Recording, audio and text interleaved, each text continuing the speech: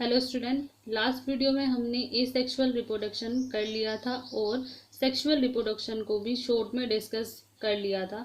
तो आज हम सेक्सुअल रिप्रोडक्शन को डिटेल में पढ़ेंगे।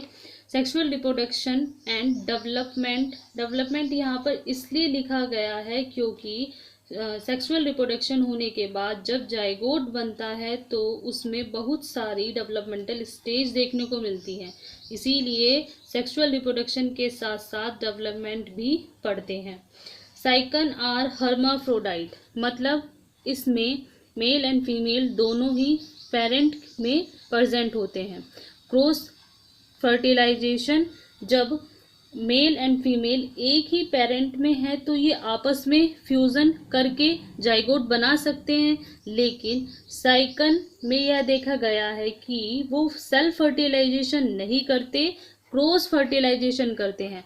मतलब एक स्पॉन्ज में से स्पर्म वाटर के थ्रू ट्रेवल करके दूसरे स्पॉन्ज की बॉडी में एंटर कर जाता है और वहां पर प्रेजेंट ओवम के साथ फ्यूजन कर लेता है। फ्यूजन ऑफ गैमेट्स क्या कहलाता है? फर्टिलाइजेशन। फर्टिलाइजेशन के बाद जाइगोट बन जाता है। सेक्सुअल रिप्रोडक्शन में दो प्रोसेस होते हैं, स्पर्मेटोजेनेसिस एंड oogenesis। स्पर्मेटोजेनेसिस में स्पर्म का फॉर्मेशन होता है और oogenesis में ओवम या एग का फॉर्मेशन होता है। स्पर्मेटोजेनेसिस में स्पर्म कैसे बनते हैं? साइकन की बॉडी में आर्कियोसाइट्स या अमीबोसाइट सेल प्रेजेंट होती है, जो कि हमने मॉर्फोलॉजी ऑफ साइकन में भी पढ़ा था।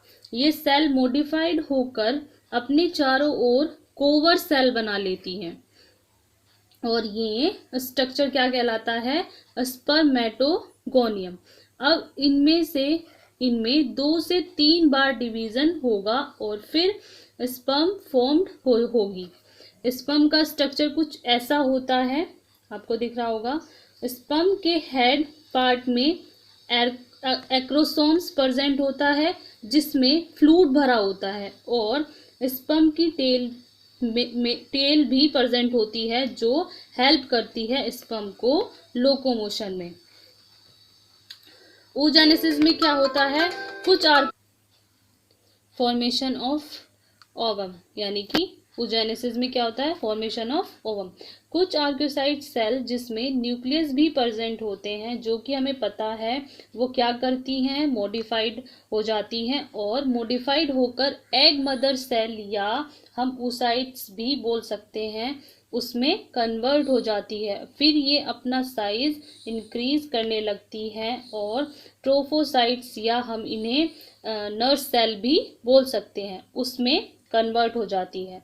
यहाँ नर्स सेल इसलिए बोला गया है क्योंकि ये हेल्प करती है न्यूट्रिशन को लेने में। अब ट्रोफोसाइट्स में डिवीजन होगा और मियोसिस के थ्रू इसमें एग बन जाएंगे। ओके, अब यहाँ पर स्पर्म और ओवम दोनों बन गए हैं। Formation of male and female gametes क्या कहलाता है? Gametogenesis. Gameto means gametes, genesis means formation. अब ये गैमेट्स फ्यूज कर जाएंगे और फर्टिलाइजेशन के बाद जाइगोट बन जाएगा। अब हम जाइगोट की डेवलपमेंटल स्टेज देखेंगे।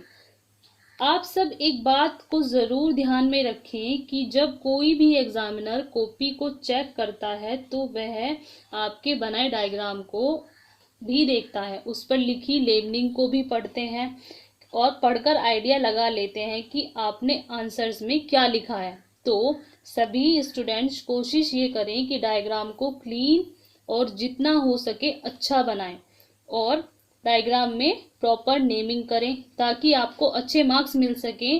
तो अब पढ़ते हैं डेवलपमेंटल स्टेज। तो developmental stage of zygote. Zygote में क्लीवेज होगा और क्लीवेज कैसे होता है? होलोब्लास्टिक, मतलब इक्वल डिवीजन, और ये क्लीवेज वर्टिकल होगी। 2 सेल स्टेज बन जाएगी, फिर डिवीजन होगा, 4 सेल स्टेज बन जाएगी, फिर 8 सेल स्टेज बन जाएगी। अब 8 सेल स्टेज में हॉरिजेंटल क्लीवेज होगा और 4 डिवीजन के बाद 16 सेल स्टेज बन जाएगी। इस स्टेज को हम क्या बोलते हैं? फॉर्मेशन ऑफ स्ट्रोमोब्लास्टुला लार्वा, जिसमें 8 ऊपर की साइड स्मॉल सेल होती है जिसे माइक्रोमियर सेल बोलते हैं, और 8 नीचे की साइड बड़ी सेल होती हैं जो मैक्रोमियर होती हैं। अब ये लार्वा कुछ मॉर्फोलॉजिकल चेंजेस करता है अपनी बॉडी में, और जिससे इसमें एक मिडिल कैविटी, जिसे ब्लास्टोसील बोलते हैं, बन जाती है। तब लार्वा की कुछ सेल में इन्वर्जेशन होता है, मतलब जब सेल अंदर की ओर नई सेल का फॉर्मेशन शुरू कर लेती है, इस लार्वा की सेल में सेल मॉडिफाइड हो जाती है और उसमें फ्लैजेला निकल आते हैं, और ये लार्वा अब एम्फीब्लास्टुला लार्वा कहलाता है, जिसका डायग्राम कुछ ऐसा होता है, जिसमें ऊपर की साइड आपको फ्लैजेलेटेड माइक्रोमियर दिख रहे होंगे। तो स्ट्रोमोब्लास्टुला और एम्फीब्लास्टुला लार्वा में आपको क्या डिफरेंस दिख रहा है? जो स्ट्रोमोब्लास्टुला में फ्लैजेला नहीं होते और एम्फीब्लास्टुला लार्वा में होते हैं। तो अब ये एम्फीब्लास्टुला लार्वा ऑस्कुलम के थ्रू साइकन की बॉडी से रिलीज कर दिए जाते हैं, और फिर ये अपने चारों ओर गैस्ट्रुलेशन प्रोसेस के थ्रू 3 लेयर बना लेते हैं। कौन कौन सी? Ectoderm, mesoderm, endoderm. और इस फ्रीली स्विम स्टेज को हम क्या बोलते हैं? ओलिरेंथिस स्टेज। फिर ये ग्रो करके कंप्लीट साइकन बन जाता है। तो सेक्सुअल रिप्रोडक्शन कैसे होगा और डेवलपमेंटल ऑफ जूलॉजी की स्टेज, डेवलपमेंट ऑफ जाइगोट की स्टेज भी हमने पढ़ ली है। यहाँ पर हमारा फाइलम पोरीफेरा का साइकन जो है वो कंप्लीट होता है। आई होप आपको समझ आ गया होगा। लगभग 60% कोर्स फर्स्ट बुक का आपका कंप्लीट हो गया है। यूग्लिना, पैरामेशियम, मोनोसिस्ट और साइकन का वाटर कैनाल सिस्टम, मोस्टली इनमें से ही क्वेश्चंस बनते हैं आपके फर्स्ट पेपर में से। 40% कोर्स जो बाकी है वो अब हम तब करेंगे जब आपकी सेकंड बुक का 60% कोर्स कवर हो जाएगा।